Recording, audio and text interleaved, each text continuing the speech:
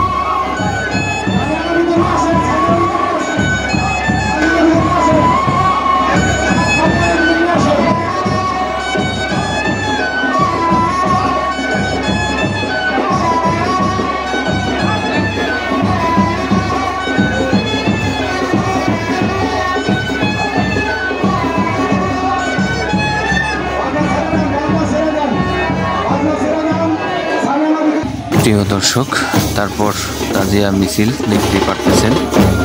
এই যে তাজিয়াটা নিয়েই সবাই অনেক বড় সড়ো করে বের হয়েছেন। এই তাজিয়া মিছিলটা করতেছেন কারবালার সমস্ত ঘটনাকে কেন্দ্র করেই ওনারা এই পবিত্র 10ই মহরম, এই আশুরার দিন তারা এইভাবে এটা পালন করে থাকেন।